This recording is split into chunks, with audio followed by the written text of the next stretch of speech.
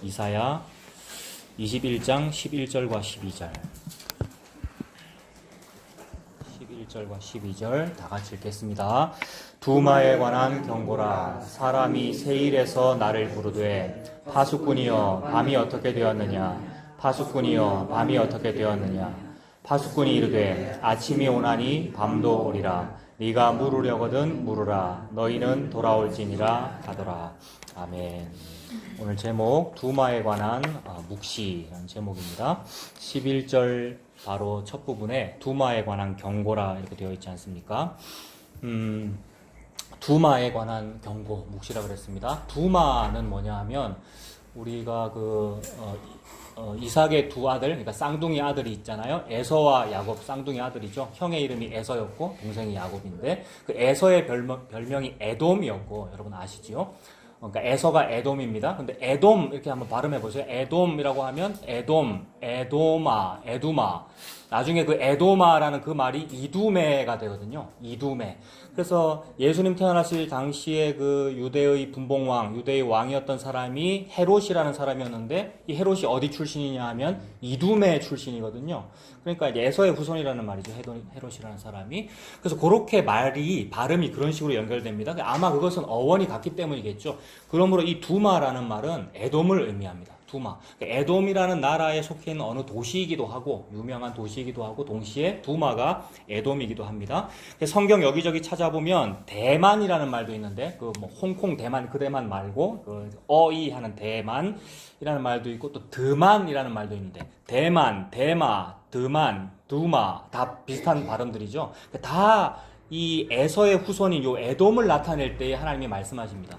지금 이사야서 보고 있는데 여러 국가들 막 살펴봤잖아요. 블레셋도 봤고 애굽도 봤고 무슨 나라들마다 하나씩 이렇게 보고 있는데 하나님이 여러 나라들을 이렇게 자주 언급하시지만 그 이방 나라들을 죄라고 말씀하시면서 언급하시는데 너는 죄다. 어느 나라는 죄다. 블레셋 그게 곧 죄다.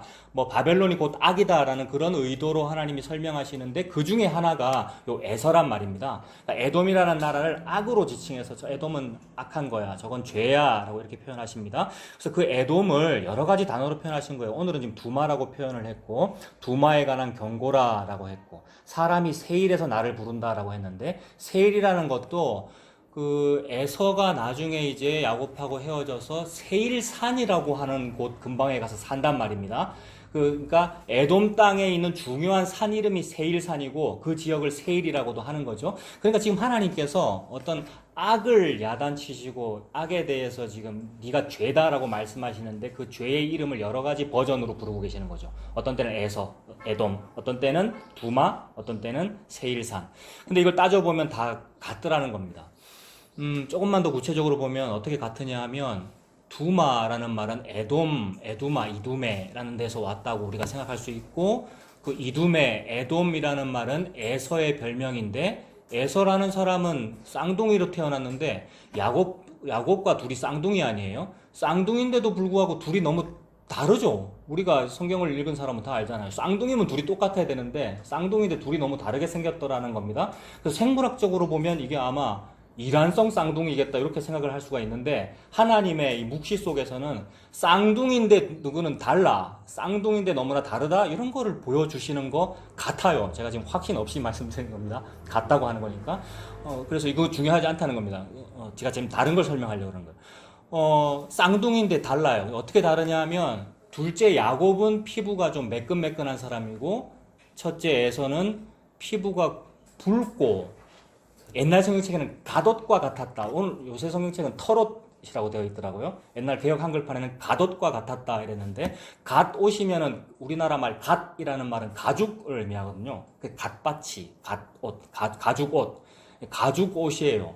가죽옷 이러면 또 이제 뭐 떠오르는 사람 없습니까? 창세기가 저는 떠오르고 뭐 이러는데 아무튼 좀 이따 얘기합시다. 태어날 때부터 이 사람은 털 가죽으로 덮여 있는 사람이었대요. 그래서 털옷, 오늘날 번역은 털옷이고 옛날 번역은 갓옷인데 그러니까 털도 되고 가죽도 된다는 말이죠. 털가죽이다 이 말은 좀 짐승 같잖아요. 여러분. 사람은 이래 살색인데 짐승은 다 털로 덮여 있지 않습니까? 그걸 털가죽이라고 하죠. 태어날 때부터 털에 덮여 있었다. 그래서 털이다라는 의미로, 머리카락, 털이라는 의미로 그 단어가 에서, 불구스름한 털, 울긋불긋한 털, 에서, 에돔 이런 의미도 있고, 또 세일이라는 말도 털이라는 뜻이더라고요. 그렇다면 이건 전부 다 같은 말을 하려고 그러는 거잖아요, 지금 하나님께서. 발음은 다르나 같은 말입니다. 자, 조금 이따가 그 부분 창세기를 찾아보면서 더 구체적으로 보고, 하나님 지금 같은 얘기를 하는구나, 에서의 후손을 말하고 계시는구나 라는 겁니다. 그래서 그 에서의 후손, 에돔의 나라에 대하여 두마야, 내가 지금 두마에 관하여 경고를 하고 있다라고 말씀했습니다. 근데 지금 경고라고 했는데 저는 제목을 쓰기를 묵시라고 그랬잖아요. 이 경고는 벌써 여러 번 등장했어요. 오늘 보고 있는 21장 11절에도 두마에 관한 경고라고 되어 있고, 여러분 또 어디 있습니까? 우리가 이미 다 봤는데 1절에도 해변 광야에 관한 경고라고 되어 있고, 각 나라에 대해서 말씀하실 때 제일 첫 부분은 경고라 그랬어요. 언제부터 그랬냐면 우리 예전에 봤던 13장 1절부터 계속 그랬습니다. 어디에 대한 경고다 이랬는데, 우리나라 말로 번역된 경고라는 말이 선지자에게 주어진 예언이고요. 예언이면 신께서 사람에게 계시한 거지 않습니까? 신이 어찌 인간 따위한테 계시를 합니까? 우리는 계시 받으면 안 돼요. 우리는 너무 무슨 천부인권이니, 천부인권은 소중한 것입니다. 근데 인본주의적으로 되어가지고 너무 우리 인간을 주인공 삼아서 우리가 대단한 양 생각하는데, 사실은 우리는 묵시를 받으면 안 되는 존재이지요. 묵시라는 것은 여호와 하나님께 속한 무언가를 피조물에게 펼쳐 보여준 거, 이게 계시고 묵시인데 우리는 그걸 받으면 안 되는 거예요. 근데 저와 여러분에게 그 묵시 예언 말씀이 임했다라는 것 자체가 이미 너무나 큰 은혜란 말입니다. 요거 이렇게 하나님의 어떤 일이 저와 여러분과 같은 흙먼지에게 임한 사실을 눈에 보이게 보여준 일이 예수님의 탄생입니다. 예수님이 베들레헴 마구간에서 탄생했잖아요. 예수님은 여호와 하나님이란 말이에요. 어찌 창조주가 내랑 똑같은 모습으로 태어날 수가 있습니까? 그것만 해도 이미 복음의 전부예요. 나와 같은 모습으로 되셨다라는 것. 그런 식으로 계시가 사람에게 임한다는 것은 너무나 놀라운 일입니다. 그래서 선지자에게 이사야야, 지금 이사야서잖아요. 이사야야, 너 애굽에 대해서 이렇게 말해. 너 두마에 대해서 이렇게 말해. 라고 한 그것이 예언이고 경고인데, 그것이 자체가 이미 복음입니다. 은혜이니까. 동시에 그것은 선지자에게 부담감이라 그랬습니다. 선지자라는 것은 여러분이 선지자잖아요. 성도가 선지자입니다. 예수 믿는 사람이 선지자잖아요. 그게 목사고요. 그런 사람에게 예수님이 다가온다는 것은 부담감입니다. 그 부담감이라는 것이 싫다는 의미도 있고, 동시에 뭐냐면 십자가거든요. 십자가가 짐이잖아요. 십자가를 지어준다. 그래서 나 이거 너무 하기 싫은데 뭐 이런 이미지라기보다도 십자가의 의미입니다. 근데 그것이 저와 여러분의 복음과 은혜로 다가오는데 어떻게 다가오느냐? 예언이고 계시고 말씀이니까 계시의 또 다른 표현이 요거잖아요. 묵시. 그래서 저는 이렇게 바꿔봤는데, 제가 뭐 사적으로 바꾼 게 아니라 신학적으로 같은 말이라는 겁니다. 경고라는 말과 선지자에게 임한 예언이라는 말은 신의 묵시입니다.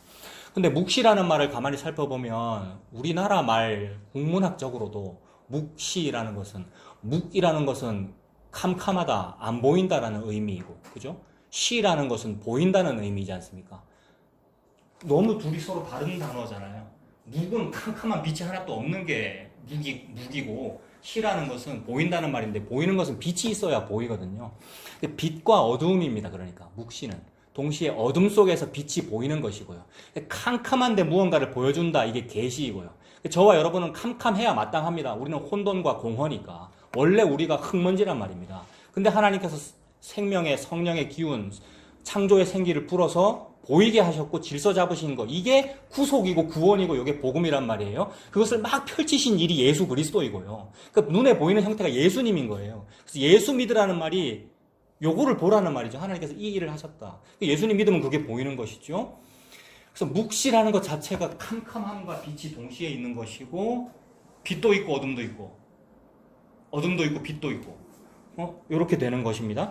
그래서 이 빛도 있고 어둠도 있고 라는 이런 상황이 계시의 어떤 특징을 보여줘요. 그래서 빛과 어둠이 함께 있는 상황이 심판과 구원이 함께 있죠. 빛과 어두움, 심판과 구원. 그래서 심판과 구원, 어두운 일과 너무 좋은 일이 동시에 벌어지는 그런 사건이 결국 십자가에서 펼쳐지더라.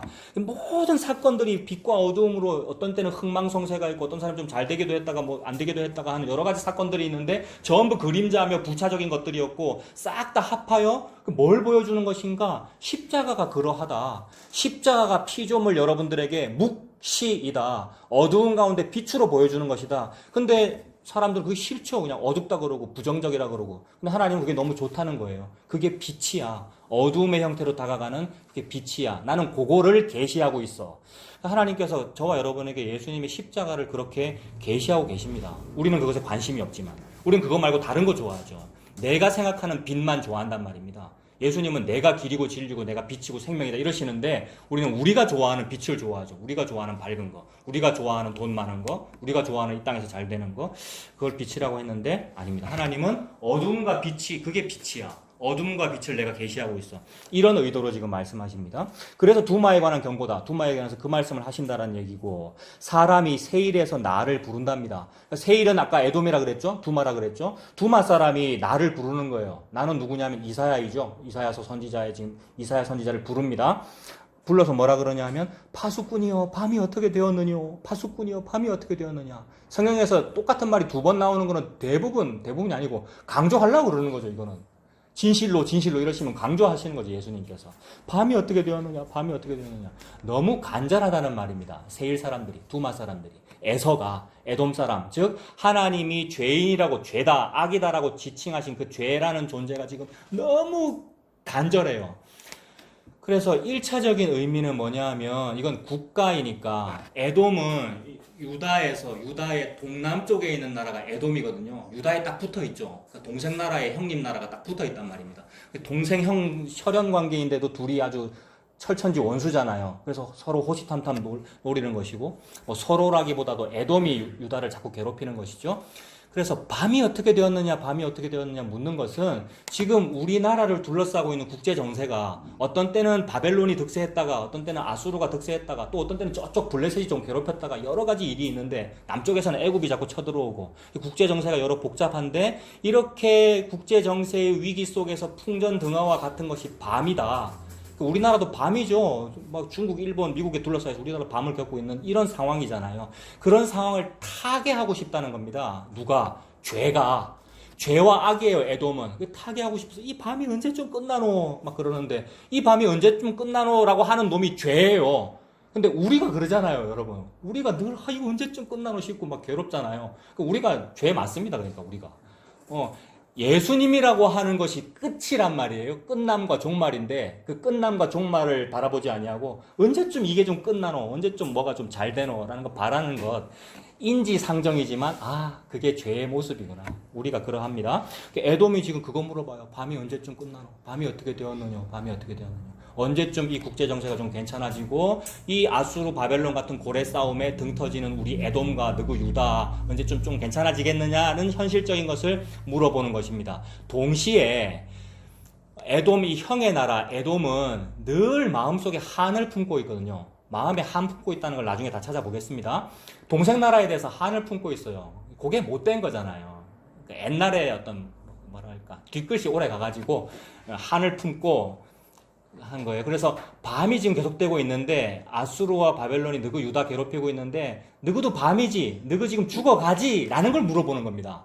그 말은 빨리 죽었으면 좋겠다는 거죠. 동생 나라, 야곱 나라, 유다 너그 빨리 망했으면 좋겠다라는 것을 물어보는 것입니다. 여러 가지가 복합적으로 들어있죠. 너그 유다 망했으면 좋겠다는 것도 들어있고, 빨리 밤이 끝나고 우리 에돔이 좀 잘 됐으면 좋겠다는 것도 들어있고, 바벨론 아수르 어떻게 되느냐는 것도 들어있고, 여러 가지를 복합적으로 물어보는 것인데, 여러 가지가 복합적으로 궁금한 게 죄입니다, 여러분. 우리가 궁금해요. 우리가 질문거리가 많고, 그래서 질문을 해야 합니다. 질문하지 말라는 말이 아니고 질문을 해서 자기가 죄인임이 자꾸 드러나십시오. 여러분 자꾸 질문을 해가지고, 나도 자꾸 질문해야 하고요. 여러분도 질문해야 가요. 궁금해야죠. 궁금해함으로써 내가 죄인이구나라는 것이 자꾸 드러나면 됩니다. 하나님 그걸 원하십니다. 그래서 죄인을 구원하시는 것이죠.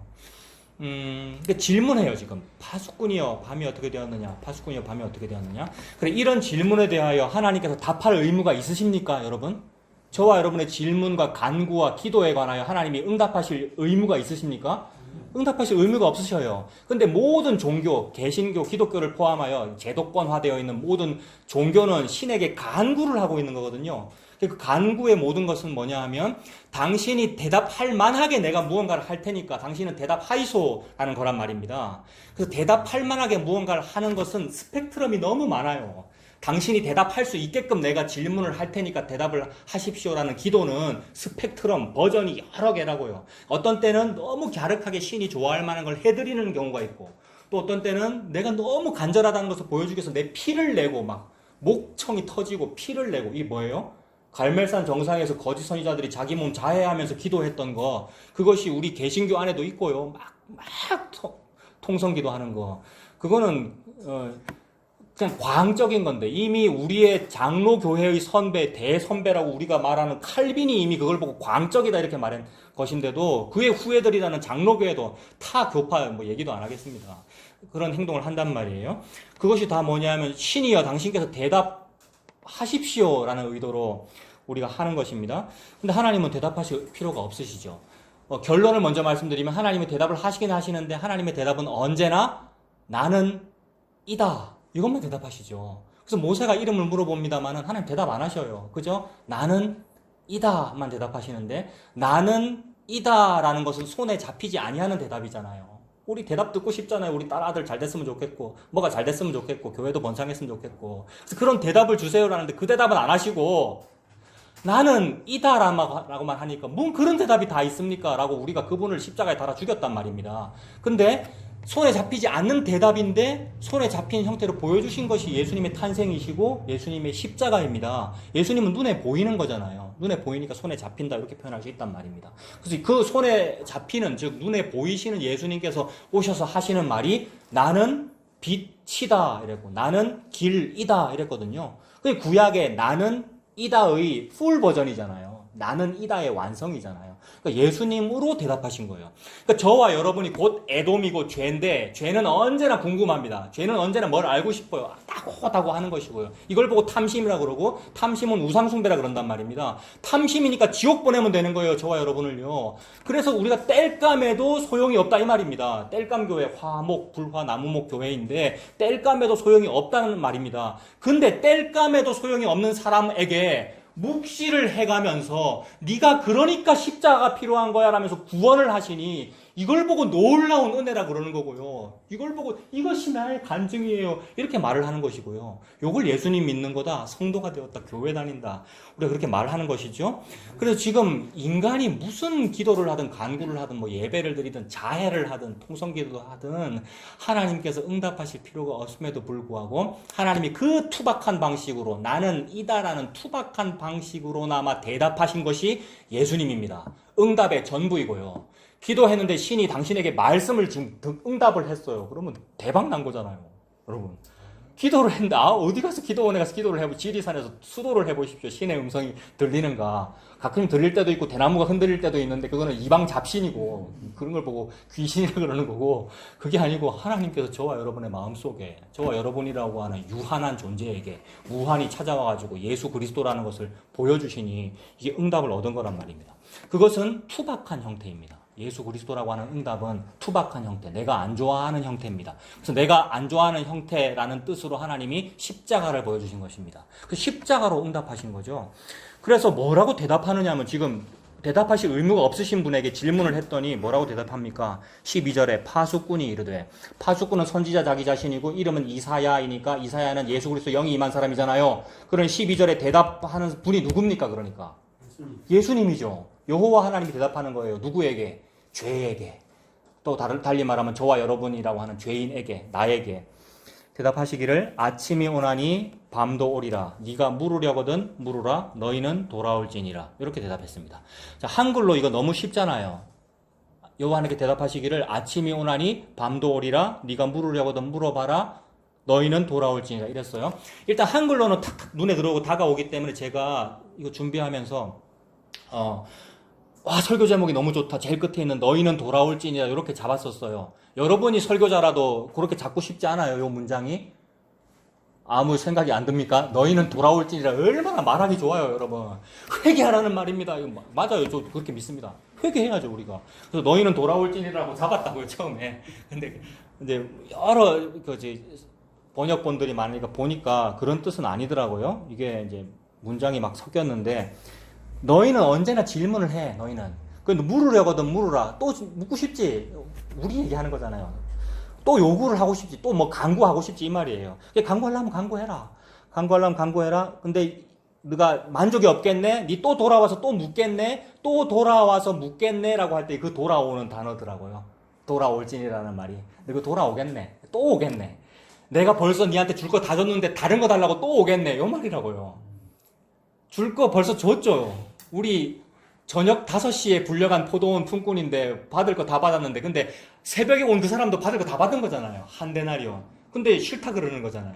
근데 이거 또 오겠네, 더 달라고. 그럼 그거란 말입니다. 근데 고래도 또 돌아와도 그 사람에게 하나님은 뭐 주겠습니까? 또 아까 줬던 거 또 똑같은 거 주는 거죠. 근데 은혜를 받으면 그 사람이 만족이 될 것이고, 은혜를 못 받으면 여전히 죄인인 것이죠. 왜 내가 이것밖에 못 받아야 됩니까? 자해까지 했는데요. 이럴 거겠죠. 내 피까지 냈는데요, 하나님의 나라를 위하여. 뭐 이러겠죠. 지금 그런 상황입니다. 그러니 죄의 특성을 너무나도 잘 드러내는 거죠. 예수님이. 선지자가 죄의 특성을, 누구는 계속 묻네. 파수꾼한테 묻고, 파수꾼은 뭐 오늘날 말로 치면은 목사라고도 볼 수 있고요. 목사가 이런 역할을 하는 거 아닙니다, 여러분. 목사가 저와 여러분에게 무슨 답을 주는 거 아닙니다. 우리는 다 같은 성도이잖아요. 우리가 하나님한테 그렇게 묻는단 말이에요. 뭘 들어달라고, 뭘 해달라고. 근데 너 또 묻는구나. 그래, 물으려면 물어라. 또 돌아와서 또 묻겠구나 라는 의미입니다. 그러므로 핵심적인 답은 뭐냐면 앞에 있는 거죠. 하나님이 하신 답은 아침이 오나니 밤도 오리라 라는 답이 하나님의 답입니다.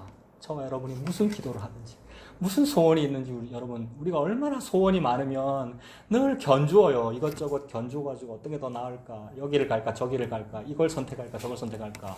홈플러스에서 물건 사는 거하고 똑같다니까요.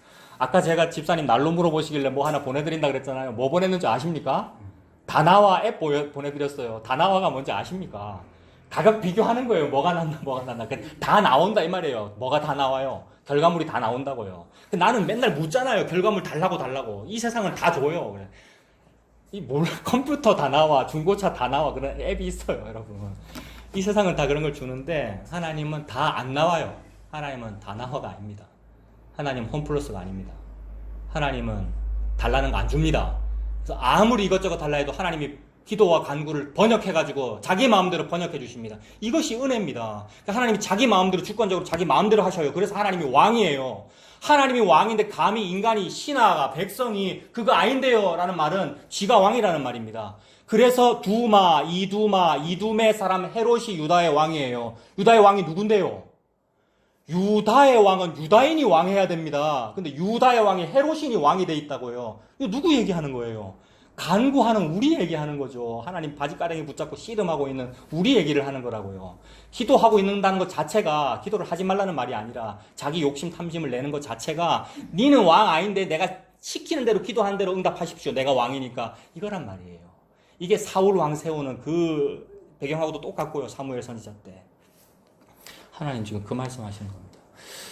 그래서 왕께서 자기 마음대로 번역하셔서 기도를 들으셔서 저와 여러분에게 무시하지 아니하시고 응답하신 겁니다. 맨날 돌 달라 그러고 뱀 달라 그러는데 하나님이 번역하셔가지고 생선, 즉 먹을 거 주시고 빵, 떡 주시는 거. 그래서 생선과 빵이 12절에서는 뭡니까?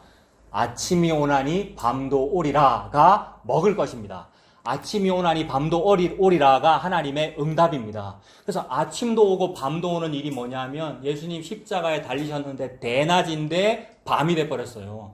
예수님 십자가에 달렸는데 빛인데 어둠이 되어버렸다고요. 빛인데 어둠이고 어둠인데 빛이다. 이게 아침이 오나니 밤도 오고 밤이 오면 또 아침이 오고 이상하게 펼쳐지는 인간은 좋아하지 아니하는 언제쯤 이게 끝나노 아침과 밤이 우리는 이러고 있는데 근데 그게 끝이야. 아침이 오나니 밤도 오리라. 내가 분명히 끝이라고 했는데 니들은 또 끝이 아니라 그러네. 또 물으러 오겠네. 또 물어라. 또 물어봤다 나는 대답 똑같다. 예수 그리스도의 십자가. 하나님 지금 그 말씀하고 계십니다. 그래서 아침이 오나니 밤도 오리라 라는 것이, 자, 다시요. 1차적으로는, 아까 에돔이 물어봤던 1차적 질문은 뭐냐면, 이 고래 싸움에 등 터지는 국제정세 언제 끝납니까? 이사야가 대답하기를, 국제정세 이 나라가 득세했다가 저 나라가 득세하기도 해. 미국이 득세했다가 중국이 득세하기도 해. 아침이 오기도 하고 밤이 오기도 해. 1차적인 답은 그거죠. 이 세상이 그렇게 돌아가죠. 그래서 안 끝나가는 것 같이 보이잖아요. 언제 이것이 끝날 것 같고. 근데 하나님은 끝났대요. 끝났다라는 것이 종말이고, 종말을 증명하셨고 종말을 증언하신 분이 예수님이거든요. 예수님이 종말이에요. 그러니까 예수님이 아침이자 밤으로 나타나시는 분이에요. 십자가가 아침이면서 밤입니다. 그러므로 십자가가 묵이고 시란 말이에요. 십자가가 묵시. 이건 저의 약간의 언어 유희인데, 그러니까 말장난인데 저는 그렇게도 적용시켜 보는 겁니다. 어두운 가운데 빛이 있는 것이 십자가고, 그게 아침이 오나니 밤도 오고, 밤인데 그게 아침인 그런 상황입니다. 제가 복합적으로 말씀드렸어요. 1차적인 국제정세의 의미와 동시에 복음 안에서는 십자가로 볼 수 있다고 복합적으로 지금 제가 말씀드렸습니다. 자, 그래서 지금 우리는 11절과 12절 겨우 두 절을 읽고는 예수님 이야기했습니다. 방금. 모든 성경의 주제는 예수 그리스도입니다. 그리고 하나님께서 그 예수 그리스도, 자기 자신, 자기 아들을 통하여 십자가를 드러내고 계십니다. 그래서 복음으로 그렇게 읽히면 돼요. 여러분, 성경책 66번이 복음 안에서 그렇게 읽히면 됩니다. 그래서 그렇게 성경을 읽고 그렇게 우리가 예수님을 믿는 것, 성경책을 보는 것을 보고 뭐 십자가의 그늘에 있다 이렇게 표현할 수 있죠. 십자가 그늘에서 우리의 쉴 곳을 찾는 것이고요. 십자가의 그늘 아래서 성경책을 읽는 것입니다. 그래서 오늘 본문도 그 십자가의 그늘에서 본문을 보면 아까 두마라고 말씀드렸고, 두마가 에돔이다. 그러니까 야곱의 형 에서다라고 했으니까 그 부분을 좀 찾아봐야 합니다. 그래서 오늘은 에서와 야곱 쌍둥이 이야기를 좀 볼 겁니다. 창세기 25장 보십시오. 구약 34페이지.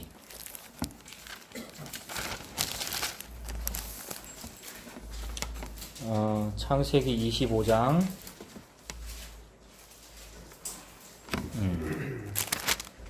25장 21절부터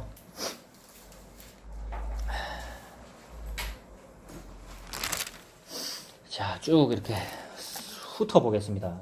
창세기 25장 21절에 이삭이 그의 아내가 임신하지 못함으로, 그러니까 이삭이 40살을 쯤에 결혼을 했는데 아내가 임신을 못했네요. 임신하지 못함으로 그를 위하여 여호와께 간구하며 여호와께서 그의 간구를 들으셨으므로 그의 아내 리브가가 임신하였다니. 성경책에는 여인이 임신을 하지 못하는데 아이 낳는 이야기가 많이 나옵니다. 그 말은 사람의 생식 능력, 즉 실력으로 낳지 않았다는 얘기죠. 간구를 했다는 말이니까 또 간구하니까 들어주잖아요. 그렇게 해석할 일이 아니라 간구를 했을 때 그분이 안 들어줘도 되는데 들어주는 거잖아요. 하나님은 그런 분이거든요. 대답하실 의미가 없으십니다. 하나님은. 근데 들어줬다는 말은 하나님이 낳게 했다는 얘기잖아요. 그러니까 하나님이 저와 여러분에게 누군가를 태어나게 한다는 얘기입니다. 그래서 결국 이거는 마태복음 1장에 가서 예수님의 족보로 연결되는 것이죠. 그래서 여인이 사람이 아이를 낳지 못하는데 사람이 태어난다는 이야기를 통하여 하나님이 저와 여러분에게, 즉 낳지 못한다, 그 말을 한자어로는 무능력자를 보고 죄인이라 그러고요. 죄인에게 하나님이 예수님을 주신다는 얘기를 하고 계시는 거죠. 지금 21절 안에도 그게 딱 들어있어요. 22절 보세요. 그 아들들이 그의 태 속에서 서로 싸우는지라 그가 이르되 이럴 경우에는 내가 어찌할꼬 하고 가서 여호와께 묻자온대. 아들들이 뱃속에서 싸우는 걸 보니까 아들들이니까 쌍둥이라는 걸 알 수 있겠고요. 23절 여호와께서 그에게 이르시되 두 국민이 네 태 중에 있구나. 두 민족이 네 복 중에서부터 나누이리라. 이 족속이 저 족속보다 강하겠고 큰 자가 어린 자를 섬기리라 이랬습니다. 큰 자가 어린 자를 섬기리라. 첫째 아들이 둘째 아들을 섬기리라. 그러니까 둘째 아들이 더 높은 사람이 되고, 그죠? 첫째 아들이 낮은 사람이 될 거다라는 얘기잖아요. 일단 그렇게 해두고, 해산기한이 찬즉 쌍둥이가 낳는데 먼저 나온 자 25절 먼저 나온 자가 큰 자죠. 아까 위에 있는 큰 자가 어린 자 섬긴다고 했으니까 먼저 나온 자는 붉고 전신이 털옷 같아서 이름을 에서라 했답니다.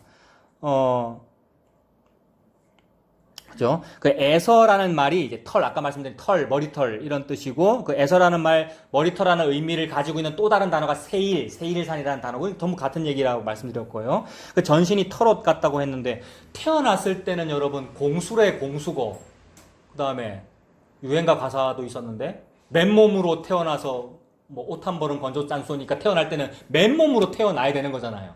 근데 이 사람은 어떻게 됐는지 태어날 때부터 맨몸이 아니네요. 태어날 때부터 뭘 입고 있잖아요, 지금. 이거 이상해요. 저도 이거 막 해석하면서 막 헷갈렸어요. 그리고 참 목사가 지 마음대로 주관적으로 해석하면 안 되잖아요. 제가 가지고 있는 주석은 다 봤습니다. 그래서 오늘 오후는 제가 준비 못했어요. 여러분 미리 아까 공지 제가 안 했는데 오후는 준비 못했고 그 오후반한테는 제가 문자로 보냈고 오늘 뭐 밥 맛있는 거 오늘 있다고 지금은 있다 하니까 맛있는 거 우리 권사님 준비해 주셨으니까 그거 먹고 쉴 건데 아무튼 모든 걸 다 봤더니 그런 얘기는 없습니다. 자 무슨 말이냐면 말씀을 드리면 여러분 이해가 되실 거예요. 지금 어떤 사람이 태어났는데 태어날 때부터 전신이 털옷 같다. 털옷이 이게 털 가죽옷인데 태어날 때부터 가죽옷을 지니고 지금 태어나 버렸어요. 그러면 이런 사람은 지금 가죽 옷을 입을 필요가 없지 않습니까? 이 사람은 가죽옷을 입을 필요가 없어요. 자, 더 보겠습니다. 후에 나온 아우는 손으로 에서의 발꿈치를 잡았으므로 그 이름을 야곱이라 하였으며 그러므로 야곱이라는 이름의 뜻은 남의 발꿈치 잡는다는 뜻이죠. 남의 발꿈치를 잡는다는 말은 우리나라식으로 말하면 남의 딴지 건다라는 얘기니까 시비 건다, 남을 방해한다, 남 잘 되는 걸 못 본다 뭐 이런 뜻이란 말이에요. 속이는 자. 야곱은 나쁜 사람이죠. 속이는 자입니다. 이름을 야곱이라 하였으며 리브가가 그를 낳을 때 이삭이 60세였더라. 자, 그리고 내려가서 30절 뒷부분에 에서의 별명은 뭡니까? 에돔이네요. 그러니까 에서가 에돔이고 에돔 나라가 세일산에 있고 전부 같은 말이죠. 그리고 오늘 21장 11절에 있는 두마도 같은 말이고요. 자, 그리고 다 볼 수 없으니까 훑어봐서 저 뒤로 가서 26장 34절 34절 에서가 40세에 누구랑 결혼했습니까? 예, 해 족속 브에리의 딸 유딕과 결혼했고 해 족속 엘론의 딸 바스맛을 아내로 맞이하였더니 그들이 이삭과 리브가의 마음에 근심이 되었더라. 이 표현이 이거 부정적인 표현이죠. 에서가 나쁘네요. 지금 부모님이 원치 않는 결혼을 하는 것이고요. 해 족속이라고 하는 것은 저주받은 족속으로 하나님께서 말씀하시는 것이고 가나안 민족 결혼하지 말아라. 나중에 율법에 나중에는 그렇게 됩니다만은 지금 해 족속을 아내로 맞이했다는 거예요. 아무튼 그랬어요. 자, 일단 거기까지. 여기는 지금 일단 본론이 아니고 사족인데 이거는 그냥 참고로만 말씀드릴게요.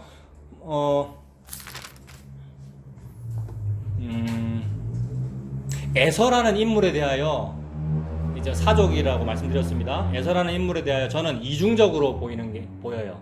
그러니까 에서가 예수님 같은 면이 있기도 하고 동시에 죄인의 모습도 있고요. 근데 예수님 같은 면은 뭐냐 하면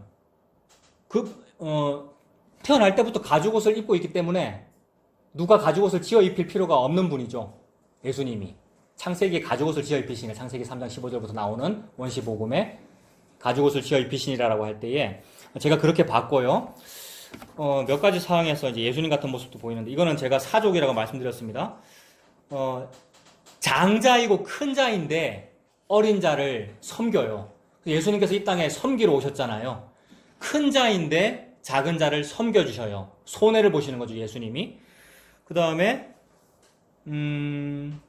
형과 동생 관계에서 형인 에서는 가죽옷을 가지고 있는 사람이고 동생인 야곱은 가죽옷을 누군가가 지어 입혀줘야 되는 사람이고요. 사족이 너무 길면 안 되는데. 동생인 야곱이 형 에서의 어디를 붙잡죠? 발꿈치를 붙잡아요. 근데 이거 원시복음에도 죄가, 즉 뱀의 후손이 여자의 후손 발꿈치를 상하게 한단 말입니다. 그거하고도 조금 연결이 되고요. 그리고 조금 전에 봤던 햇사람의 여인들을 아내로 맞이하는데 이방인 더러운 여자 이런 개념이란 말이에요. 더러운 여인을 아내로 맞이한다. 교회가 원래는 고멜이고 더러운 여인이죠. 근데 아내로 맞이한다? 이것은 나중에 삼손 이야기에도 나오거든요. 삼손이 들릴라를 아내로 맞이, 결혼하면 안 되는 족속이에요. 블레셋. 아내로 맞이한다? 예수님이 그래요, 여러분. 예수님이 가죽옷을 가지고 계시는 분이고 결국 나중에 엄마 리브가가 형의 옷을 동생 야곱한테 입힌단 말입니다. 형의 옷을 동생이 입어야 되는 이런 상황을 통하여 예수님이 보이는데 제가 그까지 해서 멈췄어요. 경의 예언은 사사로이 풀 것이 아니라서 거기서 멈췄고 이거 사족이라고 말씀드렸어요. 그게 참고고. 그래서 아무쪼록 성경에서 예수가 보인다는 것을 제가 지금 말씀드린 것이고 본론은 그 다음입니다. 지금부터예요. 고러한데 이중적이라 그랬잖아요. 하나님이 일단 전반적으로 에서 에돔을 통하여 죄라 그럽니다. 여러분. 여러 성경에서 에서는 죄다. 그래서 그 죄를 내가 버렸다라고 그래요. 말라기 1장에 보면은 시작이 뭐냐 하면 유다야 나는 너희들을 사랑하는데 어떻게 사랑하느냐 하면 네 형 에서를 버리고 동생인 너희를 사랑했다. 라고 한 거예요. 근데 여기서도 형은 이제 죄인이니까 버렸다라는 의미가 됩니다만 동시에 여기서도 또 저는 예수님이 느껴져요. 예수를 버리고 우리를 택한 거잖아요, 여러분. 하나님이 예수님을 버리고 우리를 택한 거란 말입니다. 그래서 하나님의 아들인 예수님이 십자가에서 뭐라 그랬습니까? 나의 하나님, 나의 아버지. 자기가 아들인데 아버지 왜 나를 버리십니까? 저런 거 택하려고. 그게 싫다는 건 아니죠. 겟세마네 기도에서. 싫다는 건 아니죠. 아버지의 뜻대로 되길 바랍니다. 근데 그런 형태란 말이에요. 이거 본론 아니라 했네, 자꾸 제가. 본론은 뭐냐면, 에서는 죄의 모습입니다. 그래서 예수님이 사실은 죄의 모습에서 죽은 거잖아요. 예수님이 죄와 동류가 되어, 범법자와 동류가 되었다. 그래서 우리도 그를 귀히 여기지 않았어요. 죄라고 그래가지고. 근데 우리가 죄인데. 아무튼 하나님께서 죄를 버리시는 형태로 말씀하십니다. 그렇다면 오늘 본론은 진짜 나옵니다. 뭐냐 하면 하나님이 뭐를 죄라 그러냐는 겁니다. 하나님이 지금 에서를 죄라고 지금 하시는데 그럼 에서가 뭐 어떻길래 그게 죄인가라는 것을 보는 겁니다. 자, 조금 더 보겠습니다. 자, 창세기 27장 여러분 펼쳐져 있죠? 27장에서 이제 야곱이 장자권을 차지하고 싶어가지고 하는데 아버지 이삭은 나이가 많아 눈이 어둡고요. 근데 이제 어머니 리브가가 아버지는 형 에서를 좋아하는데 어머니 리브가는 동생 야곱을 좋아했어요. 그죠? 그래서 야곱이 얘가 장자권을 받았으면 좋겠다 싶어가지고 조작을 하는 거잖아요. 둘이. 그랬더니 야곱이 떨려가지고 자신이 없잖아요. 떨려가지고 뭐라 그러냐면 27장 11절에 야곱이 그 어머니 리브가에게 이르되 내 형 에서는 털이 많은 사람이요 나는 매끈매끈한 사람인즉 여기서도 확실히 드러나죠. 형은 원래부터 털 가죽이 덮인 사람이니까 사실 짐승적인 관점에서 보면 옷이 필요 없는 사람이고 야곱은 매끈매끈한 사람이니까 뭐가 필요한 사람입니까? 옷이 필요한 사람이죠. 그래서 우리가 옷이 필요한 사람이라서 죄 짓고 나니까 뭐 했습니까? 무화과 나무 이파리 옷을 가린 거잖아요. 근데 하나님은 뭐 해주고 싶으신 거예요? 무화과 이파리 옷 벗기고 가죽 옷을 지어 입히고 싶은 거죠. 그 가죽 옷은 누구의 가죽을 벗기는 겁니까? 그러니까 예수님이라고 한 하나님 자기 자신 하나님의 아들의 옷을 벗겨서 우리에게 입히고 싶으신 거죠. 그걸 보고 구원이라고 그러고 그걸 보고 십자가라고 그런다 라고 말씀하시는 거죠. 그래서 실제로 십자가에서 군인들이 예수님 옷 벗겼습니다. 여러분 벗겨서 뭐 해서 나눠 가졌죠? 제비 뽑기 해서 나눠 가졌어요. 하나님이 저와 여러분에게 뭘 주셔요? 땅을, 가나안 땅, 약속의 땅을 주시는데 제비 뽑기를 해서 주신단 말이에요. 그러니까 전부 같은 얘기 하시는 거잖아요, 지금. 그래서 나 야곱은 매끈매끈한 사람, 즉 피부에 옷이 없는 사람이에요. 옷이 필요한 사람이에요. 라고 말했습니다. 그 밑에 내려가서 15절. 리브가가 집 안 자기에게 있는 그의 맏아들 에서의 좋은 의복을 가져다가 그의 작은 아들 야곱에게 입혔습니다. 맏아들이 장자고요. 장자 에서의 좋은 의복이래요. 뭐가 좋은 의복입니까? 이거 당연히 문자적으로 1차적으로 옷장에 있는 좋은 옷 보고 말하는 거지만 성경 전체적으로 뭐가 좋은 의복이에요. 하나님이 볼 때 그 옷이라 해야 그게 좋은 옷이란 말입니다. 이파리 옷 아무리 해봤자 그거 옷도 아니라 그러시는 거고 하나님께서 옷도 아니라고 그러시는 걸 보고 헛되고 헛되다고 그러시는 거죠. 훅 불면 날아가니까. 근데 내 아들의 옷이 좋은 옷이죠. 내 아들의 옷에서는 내가 맡고 싶은 냄새가 나거든요. 아버지께서 이 옷은 좋은 냄새가 난다 이러셔요, 여러분. 그게 아들이 아내에게 입혀준 혼인 예복입니다. 니는 잔치집에 왔는데 왜 예복을 안 입었노라고 말씀하실 때 그 예복이란 말이에요. 하나님 딱 보면 알아요. 저게 예복인지 아니면 지가 마련한 무슨 지가 좋다는 옷인지 딱 보면 알아요, 하나님은. 그래서 예복을 입었네 싶으면 하나님이 흠향하셔요. 향기가 좋아서. 내 아들의 옷이다 이러면서. 지금 아버지가 좋아하는 아들의 옷을 입힌 거잖아요. 에서의 맏아들 에서의 좋은 의복을 가져다가 그의 작은 아들 야곱에게 입히고 또 염소 새끼의 가죽을 그의 손과 목에 매끈매끈한 곳에 입히고. 자, 입히고 나왔고 염소 새끼의 가죽이라는 말 나왔고 좋은 의복이라는 말 나왔으니까 저는 전부 원시복음이 떠오르고요. 창세기 3장 15절에 시작되어 3장 21절에 가죽옷을 지어 입히시니라가 떠오르고요. 여러분도 그렇게 연결될 수 있겠습니까? 네. 자, 모르겠습니다, 뭐. 여러분들이 반응 안 하시니까. 아무튼, 자, 가죽옷을 지어 입혔고요.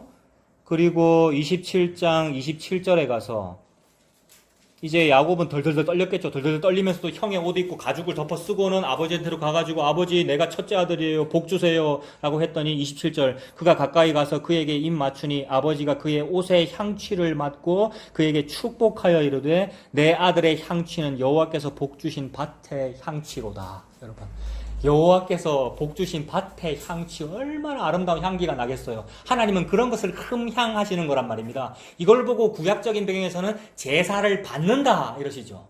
그래서 구약적인 의미에서 이게 제사고 하나님이 흠향하시는 것이고 이것이 기도를 받는 것이고 제사를 받으시는 거란 말이에요. 그러니까 하나님은 너무 자기 마음대로 하시는 분이에요. 그리고 그렇게 하셔야 해요. 그걸 보고 신이라 그러는 거예요. 근데 모든 인간의 종교는 뭐냐면 신도의 뜻대로 해주십시오가 종교잖아요. 나라고 하는 신도의 뜻대로 해주는 걸 보고 종교라 그런단 말이에요. 근데 진짜 종교, 진짜 신은 뭐냐면 신이 자기 마음대로 할 수 있어야 신입니다. 저와 여러분을 죽여도 아무 상관이 없는 게 그게 신이란 말이에요.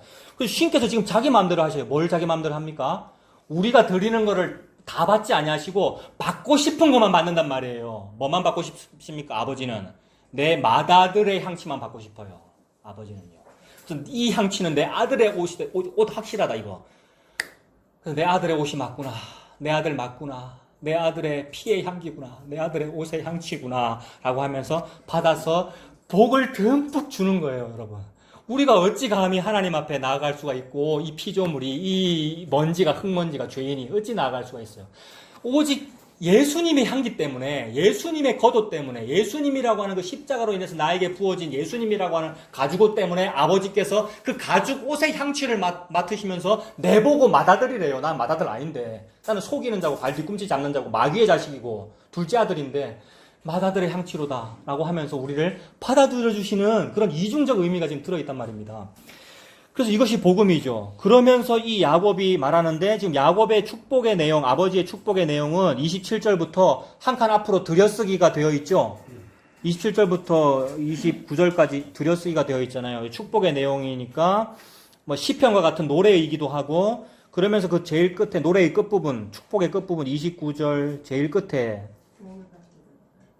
복을 받기를 원하나. 이 문구가 뭐냐면 너를 저주하는 자는 저주를 받고 너를 축복하는 자는 복을 받기를 원하노라. 이게 복음에 들어있는 복이란 말이에요. 그래서 혼돈과 공허라고 하는 이 유한의 세계, 혼돈과 공허 속에 하나님 질서를 잡아 구속하시면서 그것을 눈에 보이는 형태로 국가라는 형태로 출발시킨 것은 창세기 12장인데 창세기 12장에서 아브라함을 부르시면서 너를 축복하는 자에게 복을 내리고 너를 저주하는 자에게 저주하리라라는 말씀이 시작됐단 말입니다. 묵시 속에 있는 말씀이. 그래서 아브라함에게 그 말씀을 했다는 것이 저와 여러분에게는 어떻게 드러나느냐 하면 마태복음 1장에 아브라함과 다윗의 자손 예수 그리스도의 세계로 펼쳐지는 거란 말이에요. 그러므로 너를 축복하는 자에게 복을 내리고 너를 저주하는 게 저주하리라는 얘기는 예수님 이야기입니다. 아브라함에게 요 말을 했고 지금 야곱이 그걸 받았고 야곱이 지금 이삭이 자기 아들한테 야곱한테 이 말을 함으로써 그것이 계보로 마태복음 1장의 계보로 연결되어 예수가 나시니라로 끝난단 말입니다. 그러므로 예수를 복되다 하는 자가 복을 받고 예수를 저주하는 자가 저주를 받는다. 예수님 믿는 것이 복이고 예수님 안 믿는 것이 저주다라는 얘기입니다. 이 말은. 그러니까 지금 여기서 예수님을 드러내고 있는 거잖아요.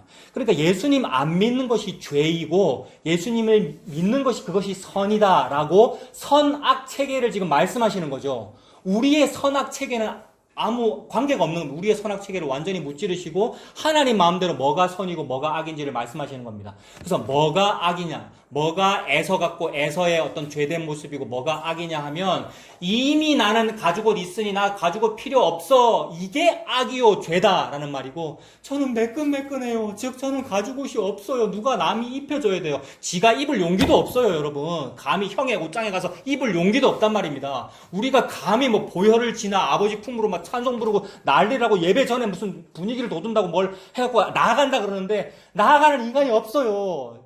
예? 콩밭에 가 있기 때문에 마음이 예배에 마음이 없단 말이에요. 저는 지금 점심 때 뭘 먹을까 막 지금 한단 말이에요. 우리 권사님이 맛있는 거 준비했다 그래가지고. 근데 인간이 감히 지가 하나님께 나아간다고 그럴 용기가 없어요. 왜냐면 들킬 것 같거든. 여러분 양심이 있으면 하나님 앞에 들킬 것 같지. 하나님 좋아서 오늘 왔어요, 여러분. 우리가 오늘 주일이라고 일요일이라고 아니란 말이에요. 날씨 좋아서 왔다면서요. 교회 가기 좋은 날이라고 왔다면서요. 그래 우리가 덜덜덜 떨리기 때문에 못 입는데 남이 입혀줬어요. 엄마가. 남이 내한테 가죽 옷을 입혀줘야 삽니다를 보고 타력구원. 여러분 타력구원. 타력이 내한테 개입해줘야 제가 구원을 받아요를 보고 타력구원. 근데 모든 종교는 자력구원. 기도를 열심히 하세요. 자력으로 뭘 하세요. 전도를 많이 하세요. 형제봉사를 많이 하세요. 뭘 하세요. 당신 할 수 있잖아요. 책도 좀 읽어보세요. 긍정적인 마인드. 나는 할 수 있다. 그거는 특전사나 해병대가 그렇게 하는 겁니다. 할 수 있다. 뭐 하면 된다. 안 되면 되게 하자. 여러분. 근데 야곱은 특전사가 아니라는 얘기잖아요. 부들부들 떠는 사람이고 용기가 없다. 용기가 없으니까 뭐 해준다? 남이 옷을 입혀준다. 어떤 옷을? 가장 좋은 의복, 게다가 마다들의 가장 좋은 의복. 그러므로 선이라는 것은 뭐냐면 남이라는 분은 성령님을 말합니다. 예수님을 말하고 하나님이 예수님의 가장 좋은 옷을 나한테 입혀주신 것을 보고 선이라 그러고, 이걸 보고 합력하여 선을 이룬다 그러고, 감히 어느 인간이 지들이 선을 이루어요. 우리가 아니란 말이에요. 이걸 보고 선이라 그러고, 요거 싫다 그러는 걸 보고 악이라 그러고요. 그 요거를 반대하는 것을 보고 선악과를 먹는다 그러고요. 우리가 선악과를 먹어서 이걸 반대한단 말이에요. 선악과 먹으니까 우리가 뭘 보고 선이라 그럽니까? 의롭게 행동하고 바르게 사는 것을 보고 선이라 그러고, 그거 안 하면 악이라 그러고요. 근데 하나님은 아니라는 거예요. 그거 하나 안 하나 니는 악이야 이렇게 말씀하셔요. 우리가 의롭고 착하게 사는 거 반드시 그렇게 살아야 합니다. 제발 좀 우리가 내한테 하는 말입니다. 착하게 살아야 하는데 그거 보고 악이라 그런다고요. 하나님은요. 그러니 그게 무슨 상태냐면 저는 피부가 매끈매끈해요. 이 상태예요. 실컷 잘해놓고도 나는 지금 악이라고 말씀을 들어야 되는 상황. 이 저주에 관하여 남이 저와 여러분에게 옷을 입혀주신 것이 형의 좋은 의복을 입혀주신 것. 그게 예수님의 십자가이지요. 그래서 그 복이 저주하는 자는 저주를 받고 축복하는 자는 복을 받으리라라고 하는 예수님의 복이 저와 여러분한테도 그렇게 연결된 것입니다. 자, 그래서 이 죄와 악, 선과 악이라는 선악체계가 다시 정립되는 거죠. 하나님 중심으로. 즉 예수님 십자가 중심으로 다시 정립되는 것이고, 그거를 말씀하시려고 에서와 야곱을 계속 대비시켜요. 그래서 에서에게는 예수님 같은 모습도 있습니다만 동시에 이중적으로 보았다 그랬죠. 그래서 악이라는 모습이 무엇인가를 보여주는 것이고, 야곱을 통하여 하나님이 보여주고자 하는 선이 무엇인가를 보여주는 거예요. 그래서 에서 야곱을 대비를 시킬 수가 있어요. 몇 번 대비를 해볼게요. 제가 에서는 가죽옷, 즉 구원의 근거가 나에게 있다고 믿는 사람입니다. 그래서 교만, 자만, 종교적인 자기 확신, 자기 긍정. 왜요? 나는요 일제시대부터 예수 믿었어요. 우리 집안이. 그 말은 태어날 때 이미 뭐 입고 있다고 생각하는 거예요? 복음이라는 가죽옷 입고 있다고 생각하는 거죠. 엄마 뱃속에서 예수 믿는 사람은 없습니다. 여러분. 저도 모태신앙이라고 그러던데 우리 어머니가 그러시던데 뭐 무슨 뜻인지는 압니다만은 여러분 아닌 거죠. 태중에서 죄 중에 잉태되었습니다. 저와 여러분은요. 그러니까 우리는 태어날 때부터 죄인이라는 얘기였죠. 근데 날 때부터 이미 옷이 입혀졌다고 스스로 자만하고 있는 상태가 그걸 보고 죄라 그런다는 겁니다. 야곱은 남이 나에게 가죽옷을 입혀주셔야만 살 수 있는 사람. 이게 아까 에서가 자기 긍정이니까 야곱의 이런 상태는 뭐라 그러면 되겠습니까? 자기 부인. 그 예수님께서 나를 믿으려 하거든. 자기를 부인하고 나를 따라와라 라는 말. 그 네가 야곱임을 알아라 라는 말이죠. 또 에서라는 인물은 뭐 예수님이 필요 없는 사람 또는 예수님을 품지 않은 사람 이렇게 볼 수도 있고요. 그러면 야곱은 예수를 품었나? 또 그건 아니거든요. 야곱이 뭘 잘한 일이 있나? 뭐 잘한 거 하나도 없잖아요. 근데 하나님의 은혜로 야곱이 예수님을 품었어요. 어떻게 품었냐면 야곱의 허리에서 예수님이 나중에 태어나거든요. 구약 성경책에서 아버지의 허리라는 말은 남자의 허리라는 말이니까 생식력을 상징하고요. 생식 능력. 그러니까 뭐 남자는 허리가 중요하단 말하고 막 시쳇말로 그럴 때에도 그런 의미이잖아요. 그래서 조상의 허리에 있었단 말입니다. 근데 사실은 예수님이 진짜 조상인데 하나님이 그렇게 역사를 펼치시는 거죠. 야곱의 허리에서 족보에서 낳고 해서 예수님이 나중에 태어나니까 야곱은 자기도 모르게 자기 속에 예수님이 있는 거잖아요. 허리 속에. 예수님을 품고 있는 사람입니다. 이것이 선악의 책입니다. 예수가 없는 게 악이고 예수님이 그 허리 속에 품겨져 있는 사람을 보고 선이라고 하고요.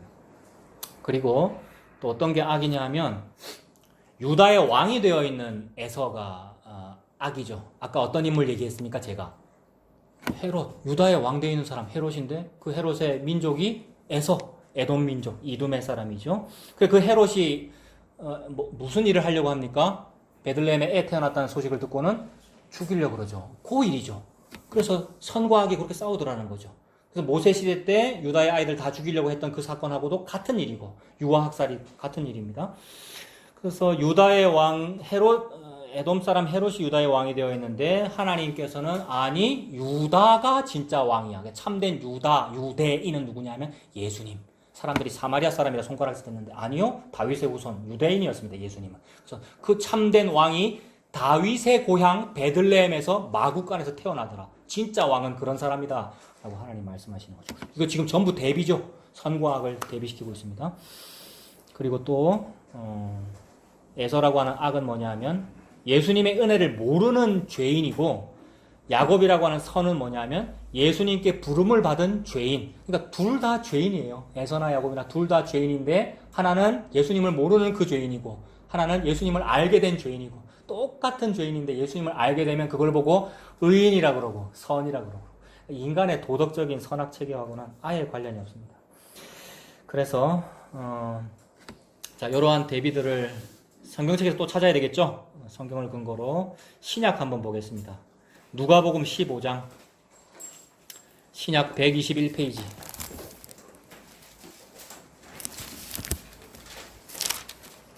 신약 성경 121페이지. 누가복음 15장 11절부터 나오는 탕자 비유. 탕자 비유가 아버지가 등장하고 첫째 아들이 등장하고 둘째 아들이 등장하는 거잖아요.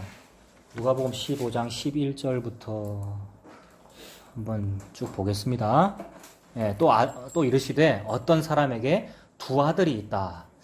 에서 야곱 떠오르고요, 여러분. 아버지 떠오르고요. 두 아들이 있는데 그 둘째가 아버지에게 말하되 아버지여 재산 중에서 내게 돌아올 분깃을 내게 주소서 하는지라. 아버지가 그 살림을 각각 나누어 주었더니 며칠이 안 돼요. 둘째 아들이 재물을 다 모아가지고 허랑방탕하고 창기와 함께 놀고 낭비했다. 그래서 쫄딱 망해가지고 먹을 것이 없어서 17절 먹을 거 없어서 어땠습니까? 돼지 치러 가는데 돼지 먹을 쥐업 열매 사료도 돼지 안 주고 지 먹으려 했는데 그것도 없었다라는 거잖아요. 얼마나 불쌍한 상황입니까? 17절에 이에 스스로 돌이켜 이르되 내 아버지에게는 양식이 풍족한 품꾼이 얼마나 많은가. 나는 여기서 줄여 죽는구나.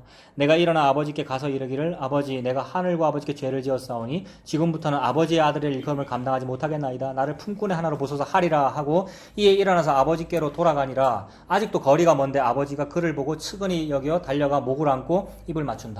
그러니까 아직도 거리가 먼데 달려가서 목을 입을 맞추고 했다는 말은 무슨 말이냐면 아버지가 정하신 법에 의하면, 참된 아버지는 하나님이십니다. 하나님의 법에 의하면 요런 자식은 돌로 쳐서 죽여야 돼요. 요런 자식은. 그래서 마을 사람들이 딱 보면 저 집에 둘째 아들 온다, 빨리 죽이자라고 죽일 수 있단 말이에요. 근데 그 법은 누가 정했냐면 아버지가 정했어요, 여러분. 참된 아버지는 하나님입니다. 근데 하나님이 정하신 그 율법에 의하여 자기 아들 죽을까 싶어서 보고 있었단 말이에요. 이렇게 언덕 위에서 멀리.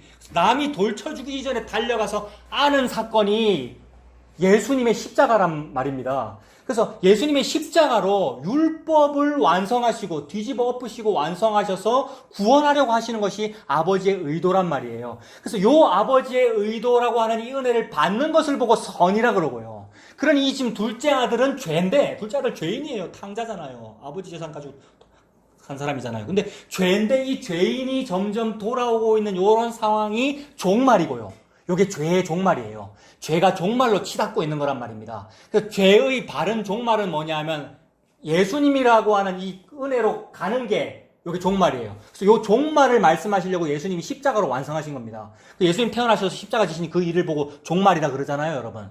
말세, 이 다음에 오는 때가 말세가 아니고 예수님 십자가가 종말이고 말세잖아요. 그걸 보고 마지막 때라 그러거든요. 그래서 그 마지막 때는 죄의 입장에서는 죄가 끝나는 마지막 때라 이 말입니다. 그래서 우리 죄가 어떻게 끝나야 되는 거냐면, 우리가 아버지 상속재산 죽지도 않았는데 아버지 배 받아가지고 도망갔잖아요. 그 도망간 그 죄가 내는 차라리 종이라도 좀 써달라고 하자라고 해서 돌아가는 요 상황이 죄가 끝나가고 있는 겁니다. 그래서 예수님 딱 믿는 거 품에 안겨서 아들로 받아들여진 요게 죄가 끝났다. 요게 종말이다. 이렇게 보는 거란 말이에요. 그래서 그 종말을 기다리는 거죠, 아버지가. 눈을 빼고 이렇게 목을 빼고 멀리서 아직도 거리가 먼데 달려가서 입을 맞추고 옷 입히고 닦고 옷 입히고 신발 씻기고, 옷 입히는 거 아까 우리가 살펴보았죠. 그 이미지예요. 그래서 15장 22절에 보면 아버지는 종들에게 이르되 제일 좋은 옷을 내어다가 입히고, 여러분 제일 좋은 옷. 가장 좋은 의복을 내어 입혔다. 아까 어머니 리브가가 그렇게 했고 같은 이미지. 제일 좋은 옷을 내어다가 입히고 손에 가락지를 끼우고 발에 신을 신기라. 그리고 살진 송아지를 끌어다가 잡으라. 우리가 먹고 즐기자라고 했습니다. 근데 지금 아까 에서를 통하여 죄는 무엇인가를 보자 그랬잖아요. 지금 마다들은 뭐라 그러냐면 이 일에 관하여 불만을 가지거든요. 즉 죄인이 예수 그리스도의 십자가의 은혜에 의하여 십자가만으로 아버지께 돌아오게 되는 일을 반대하는 것을 보고 죄라 그런다는 겁니다. 그러니까 하나님은 지금 이 사건 안에서 탕자가 도망간 것은 죄도 아니라고 보는 거죠. 지금 예수님 안으로 돌아오는 것은 그게 선이니까. 근데 그 일을 반대하는 것, 즉 예수님의 십자가를 반대하는 것을 보고 죄라 그런다는 거죠. 예수님의 십자가가 부족하다고 여기거나 십자가는 필요한데 그것보다 더 해야 된다고 말하는 모든 것을 보고 죄라 그런단 말이에요. 그래서 이것을 부족하다고 여기는 것은 다른 방법을 찾는 것이고요. 십자가 말고 다른 방법을 찾는 것이고, 십자가는 필요는 한데 더 해야 된다고 여기는 것은 십자가를 기본적으로 믿는데 그 위에 종교적으로 이것도 해야 되고 저것도 해야 되고 이것도 해야 됩니다라고 말하는 모든 것, 이 두 가지를 다 합하여 음란하다. 십자가만으로 만족을 못하고 다른 쾌감을 네가 원하는구나. 쾌락을. 그걸 보고 음란하다라고 그러시는 거죠. 이게 모든 종교에 다 들어있어요. 특히나 기독교가 예수님이라 그러고 대한예수교라고 적어놓고 십자가 종탑 위에 십자가 세워놓고는 그 예수, 이 예수 없으면 그게 음란한 것이고요. 그래서 그걸 죄라 그럽니다. 그냥 마다들이 이거 불만을 가져요. 내가 지금 계속 아버지 옆에서 일만 많이 하고 내가 죄를 지은 적이 없는데 내한테는 맛있는 거 주지도 않아놓고는 동생한테 이렇게 합니까? 이렇게 말하는 거. 그래서 저 동생이 막 원망을 하죠.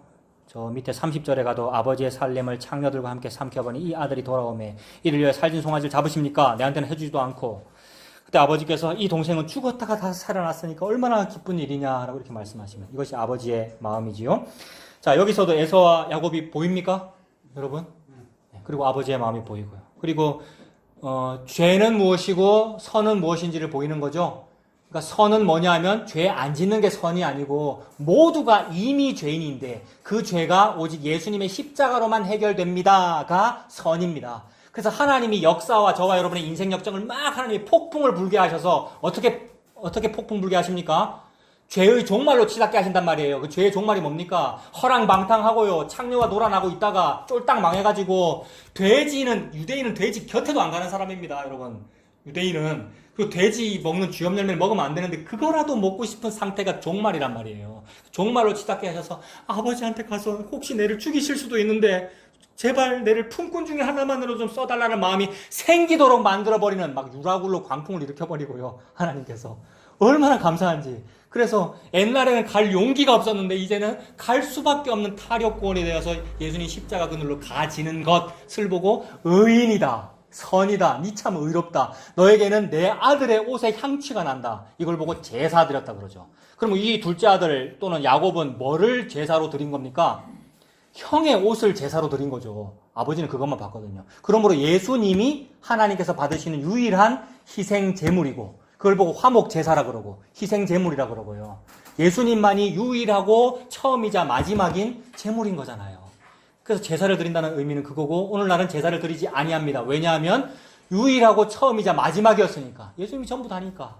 감히 오늘날 그 예수님이라고 하는 제물이 모자라거나 아니면 예수님 외에 더 많이 해야 된다고 여기기 때문에 오늘날도 무슨 용어를 사용하는 겁니까? 이거를 제단이라고 그러고 새벽 제단을 쌓읍시다라고 그러고 하나님께 흠양하시는 뭘 올려드립시다라고 우리가 그러고 있는 거잖아요. 그 말은 예수님의 십자가가 모자라거나 십자가보다 뭘 더 해야 됩니다라고 우리가 종교로 기독교로 주장을 하는 것이니 이거를 보고 음란하다고 그런다. 그래서 너희들이 음란하다라고 하나님께서 그러시는 거죠. 그거를 회개하라고 말씀하시는 거죠. 돌이켜라, 돌아서라는 말이죠. 거기서 나와라 그럴 거예요. 바벨론에서 나오라는 말이죠. 자, 그리고 몇 가지를 대비시키고 있는데 또 구약을 한번 보겠습니다. 에스겔 35장. 에스겔 35장 구약 1205페이지.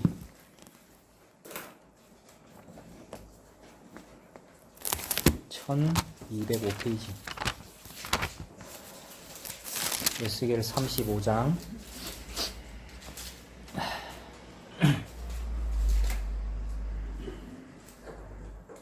에스겔 35장 1절에 또 여호와의 말씀이 내게 임하여 이르시되 라고 하는데 제목은 뭐라고 붙어 있습니까?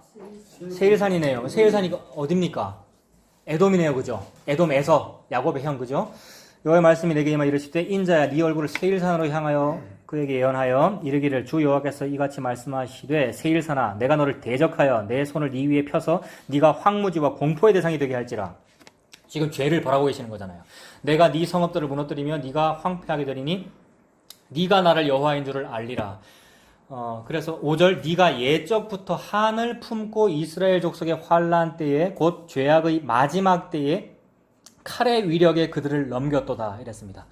그러니 죄라는 것은 무엇이냐 하면 야곱에 대하여 한 품은 게 죄입니다. 옛적부터 한을 품었대요. 에서가 동생 야곱한테 한 품었죠. 언제 품었냐면 아버지의 복을 가로챘을 때부터 이를 갈면서 우리 아버지 늙었으니까 죽기만 하면 뭐라 그랬습니까? 죽여버리라. 아버지 돌아가시면 내가 죽여버리라 이랬단 말입니다. 그게 에서의 한이죠. 그 말은 둘째 아들 즉 죄인이 예수님의 십자가로 인하여 구원받는 거를 한을 품고 있단 말이에요. 그걸 싫어한다. 그게 저주를 하고 있는 거죠. 그래서 그거 저주하면 저주를 받고 그걸 축복하면 복을 받으리라고 약속했잖아요. 하나님께서. 예수님 얘기하는 거죠. 예적부터 한을 품었다 이 말이 예수님 십자가 반대한다는 말이고요. 그래서 예적부터 한을 품고 이스라엘 족속의 환난 때 곧 죄악의 마지막 때에 칼의 위력에 그들을 넘겼다. 이스라엘 족속이 환난을 받았답니다. 이스라엘이라는 이름은 뭡니까? 원래 이름이 뭐였습니까? 이스라엘이? 야곱이잖아요. 이거 야곱 얘기하는 거죠. 그러니까 야곱이 즉 이스라엘 민족이 환난을 당했는데 그 환난이 뭐겠습니까? 아버지 하나님한테 좋은 재산 받아놓고는 떠나가지고 허랑방탕하고 창기와 놀아나다가 쫄딱 망하게 된 상황이 환난이고요. 그래서 그 쫄딱 망하게 되는 상황을 하나님은 아침이 오나니 밤도 오고 밤을 줬다가 아침을 줬다가 한단 말이에요. 그래서 어떤 때는 아수가 괴롭혔다가 어떤 때는 바벨론이 괴롭혔다가 계속 이 일이죠. 구약 내도록 그랬고 구약 내도록 그랬다는 것을 예수님이 탕자 비유로 얘기한 거잖아요, 지금. 그래서 그런데 옛날에 구약 시대 때 그렇게 애굽한테도 괴롭힘 당하고 블레셋한테도 혼나고 아수르 바벨론한테 괴롭힘 당할 때 바로 옆에 있는 동남쪽에 있는 형의 나라가 뭐 했습니까? 잘 됐다. 유다 너그 망해라. 동생 나라 야곱 망해라. 라는 의도로 밤이 어찌 되어가노? 라고 2번 물어봤잖아요, 아까. 그 얘기란 말이에요. 한을 품고 2번 물어봤단 말이에요. 너그 망해라 싶어가지고. 그래서, 그러면서 이제 칼의 위력에 그들을 넘겼다. 아수르가 얘네들 칠 때 아수르 도와주고, 바벨론이 얘네들 칠 때 바벨론 도와주고, 칼의 위력에 동생을 넘기는 일이죠. 이게 지금 죄악의 마지막 때예요. 자, 그러면 이 죄악의 마지막 때는 뭐냐면 하나님께서 택하신 그 사람에게 환난을 주셔가지고 환난을 통하여 그 사람이 예수님 십자가 아니면 저는 죽어요 라고 되는 상태를 보고 마지막 때라 그런다고요. 그 죄악의 마지막 때. 그러면 그 사람이 이제 죄악의 마지막 때를 겪잖아요. 우리가 성도가 환난을 겪어가지고 예수님 쪽으로 가잖아요. 그러면 예수님밖에 없어. 목적지가 예수님이에요. 도피성이니까. 거 들어가야 살거든요. 거 들어가면 죄가 끝나요. 그게 죄악의 마지막 때예요. 죄가 끝난다. 종말이다. 죄악의 마지막 때. 그 죄악의 마지막 때를 끝끝내 옆에서 괴롭히고 방해하는 놈이 그게 마귀고 사탄이고요. 그거 아닐걸? 그거 들어간다고 네가 사는 거 아닐걸? 또는 네 못 들어갈걸? 자꾸. 그게 무정에게 붙잡혀 있으면서도 우리를 괴롭히는 사탄이고요. 그걸 보고 죄라 그러고요. 그걸로는 하나님께 못 나가고 네가 뭘 더 잘해야 헌금을 많이 하든지 헌신봉사를 많이 해야 하나님이 흠양하셔 라고 말하는 게 이게 방해하는 것이고 칼의 위력에 그들을 넘기는 것이고 첫째 아들이 지자랑하고 원한을 품는 것이고 탕자의 형이 그겁니다. 그게 마지막 때입니다. 그래서 이 마지막 때가 되면 더더욱 이 죄가 기승을 부려서 아니라 그래요, 자꾸. 예수님 십자가에 대해서 아멘 하지 아니하고 아니라 그런다고요. 그래서 마지막 때가 되면은 사람이 무정하고 시기 질투하고 화를 내고 음란하고 원통함을 풀지 아니하고. 이거 디모데 후서에 사도 바울이 디모데한테 이런 말을 했는데 너는 이것을 알아라. 말세에 고통하는 때가 이르는데 이랬습니다. 말세가 마지막 때고 고통하는 때가 방금 에스겔에서 본 환난 때잖아요. 환난 때. 성도의 환난 때, 야곱의 환난 때, 고통하는 때가 이르는데 사람들이 자기를 사랑하며 돈을 사랑하며 자랑하며 교만하며 비방하며 부모를 거역하며 감사하지 아니하며 이게 전부 죄의 특성이잖아요. 특히나 하나님이 죄라고 지적하신 에서의 특성이란 말이에요. 야곱도 당연히 그러합니다만은 죄의 특성이 뭔지를 지금 보여주는 거란 말이에요. 거역하며 감사하지 아니하며 거룩하지 아니하며 무정하며 원통함을 풀지 아니하며 저는 원통함을 풀지 아니하며라는 말이 에스겔 35하고 딱 연결돼 버렸어요. 여러분도 그렇게 연결되십니까?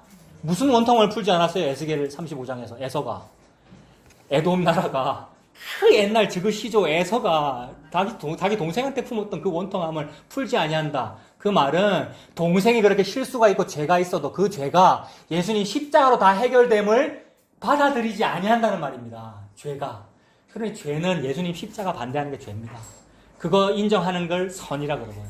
기준이 오직 그거밖에 없어요.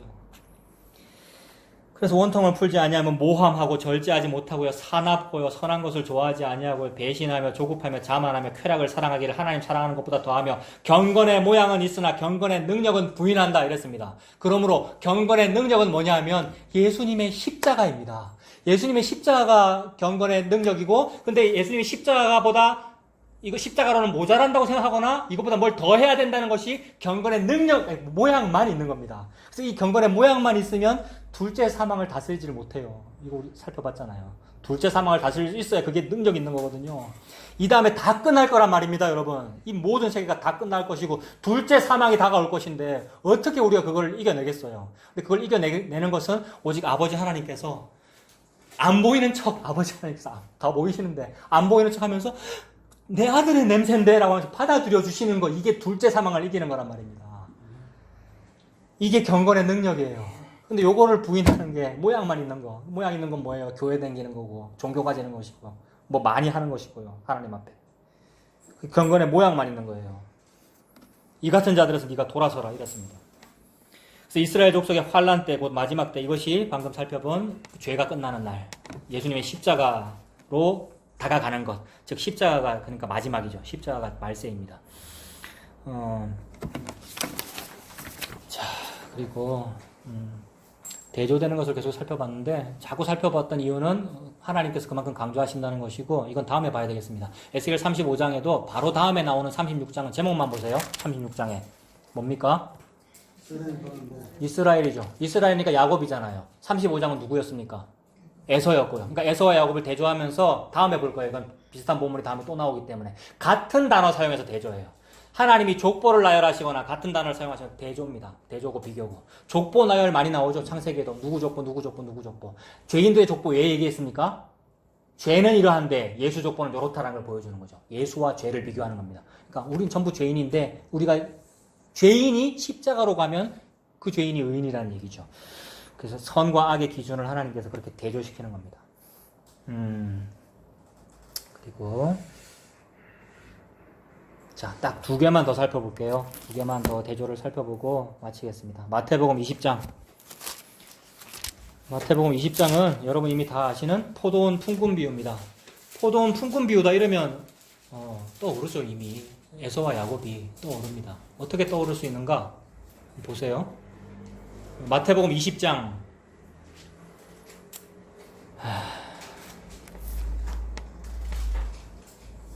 자, 요약해서 보겠습니다. 마태복음 20장은 포도원 품꾼 비유인데 포도원 주인이 새벽부터 나가서 품꾼을 불러들이죠. 새벽에도 나가고 아침에도 나가고 낮에도 나가고 마지막에 오후 5시에도 나가서 포도원 품꾼을 데리고 오는데, 오후 5시에 불려온 사람은 무능력자입니다. 왜냐하면 일용직 노동자가 오후 5시가 되도록 취직이 안 됐다는 말은 능력이 없다는 말이잖아요. 미장 능력도 없고 페인트 칠할 실력도 없고 하니까, 실력 있는 사람은 새벽에 이미 사장님들이 다 데리고 갔단 말입니다. 그래서 죄인이라는 말은 무능력자라는 말입니다. 이 땅에서 실력이 없다 이런 거를 말하는 것이 아니라 하나님 앞에 나아갈 능력이 없다 이 말입니다. 근데 그런 무능력자를 하나님께서 마지막 때에 불러주시죠. 오후 5시. 저녁 6시쯤이 퇴근 시간인데 마지막 때에 불러주셨다.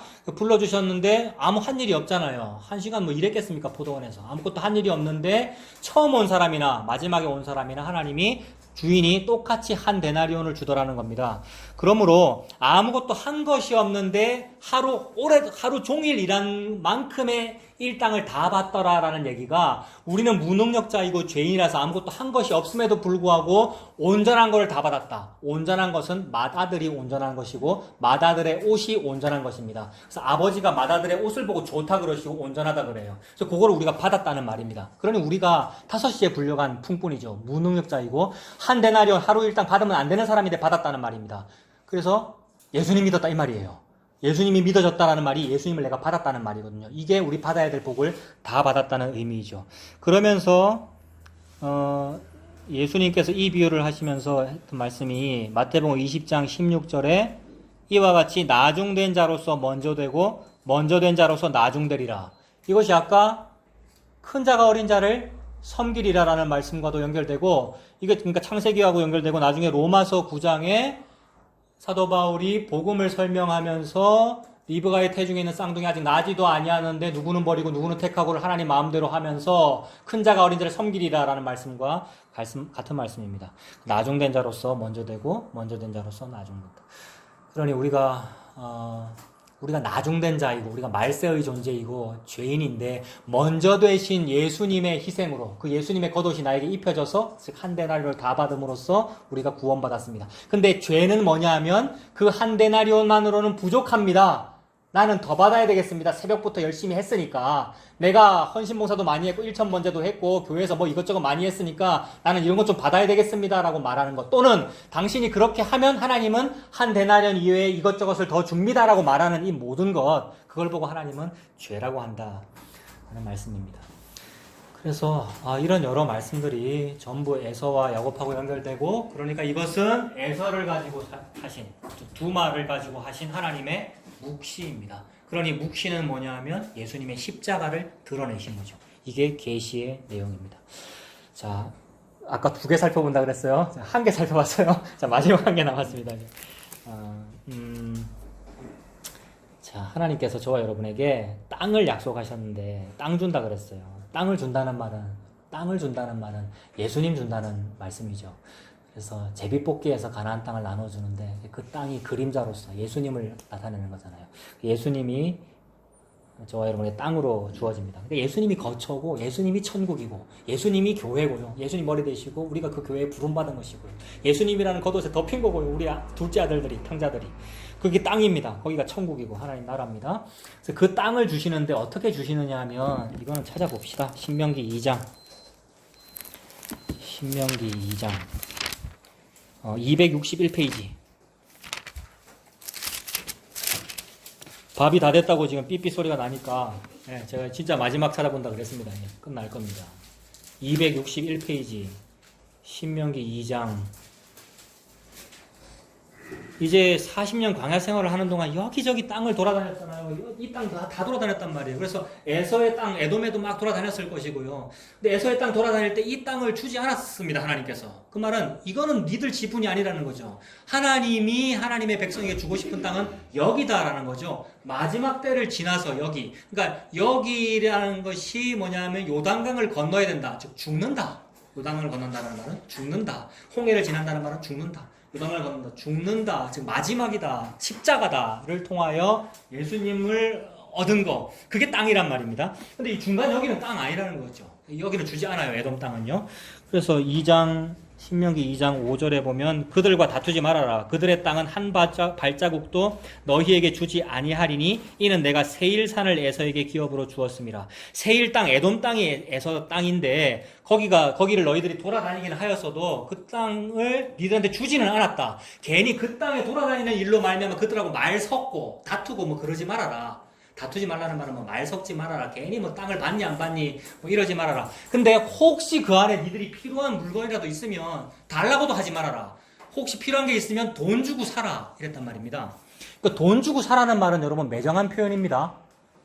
공짜로 주면은 친근한 것이고, 또는 주세요 하고 동자로 서로 주고받고 이런 건 서로 교류를 하고 친근한 것이고, 돈 주고 사라는 말은 매정한 표현이라고요. 그러니까 거기 에돔 땅의 것을 필요로 하지 말아라. 첫째, 필요로 하지 말아라. 근데 혹 필요하면 돈을 주고 네가 사라라는 말은 매정한 표현이라고요. 대가를 치르는 것이니까. 그래서 2장 6절에 너희는 돈으로 그들에게서 양식을 사서 먹고 돈으로 그들에게서 물을 사서 마시라 이랬습니다. 이것이 죄의 특성입니다. 양식과 양식이든 물이든 돈 주고 사서 마셔야 된다가 죄라고요. 선악과를 먹고 나니까 우리 체계대로 선악을 생각하는데 하나님께서 말씀하시는 악은 돈 주고 먹고 사야 되는, 먹고 마셔야 되는 그 상황이 죄라고요. 근데 하나님은 예수님을 어떻게 주느냐 하면 돈 없이 값 없이 와서 사라고는 했어요. 하나님이 와서 사라. 근데 돈 없이 값 없이 와서 포도주와 젖을 사서 마시고 공짜로 먹고 마셔라. 그 공짜라는 의미가 예수님의 십자가. 요걸 보고 선이라 그러고, 요렇게 에돔처럼 하거나 에돔 안에서 하는 이걸 보고 악이라 그러고요. 그러니까 에돔과 야곱을 대비시키고 있잖아요. 선과 악을 그렇게 대비시키고 있습니다. 방금 우리가 말씀하신 그 부분 읽어드릴게요. 이사야 55장 1절. 오호라 너희 모든 목마른 자들아 물로 나오라. 돈 없는 자도 오라. 너희는 와서 사 먹되 돈 없이 값 없이 와서 포도주와 젖을 사라. 이것이 하나님께서 예수님의 십자가를 통하여 저와 여러분에게 주신 은혜입니다. 죄인이 돈 없이 값 없이 와서 포도주와 젖을 사는 일이 예수님의 십자가입니다. 이것이 구원이고 긍휼이고 은혜입니다. 에서 같은 죄인이고요. 우리가 야곱 같은 죄인이고요. 우리가 에서이며 야곱입니다. 그런 죄인인 내가 긍휼을 얻었습니다. 자기가 그런 죄인인 줄을 알고 예수님을 믿고 사는 저와 여러분들 다 되시길 바랍니다. 기도하겠습니다. 하나님 아버지, 죄가 무엇이고 악이 무엇인지를 가르쳐 주셔서 감사합니다. 내가 선악과를 먹고 나니까 내 마음대로 선과 악을 생각해서 선하게 살려고 애를 썼는데 아무리 그렇게 선하게 살려고 애를 다 쓰고 완벽해도 그거를 보고 죄라고 하시니 나는 참으로 옷을 못 입은 그런 사람이군요 라고 고백이 터져 나올 수밖에 없습니다. 이런 나에게 형님의 맏아들의 좋은 옷을 입혀주시니 신부의 혼인 예복을 입혀주시니 그 은혜를 감사합니다. 그 예수님 믿고 사는 우리가 되도록 인도하여 주시옵소서. 예수님 이름으로 기도합니다. 아멘.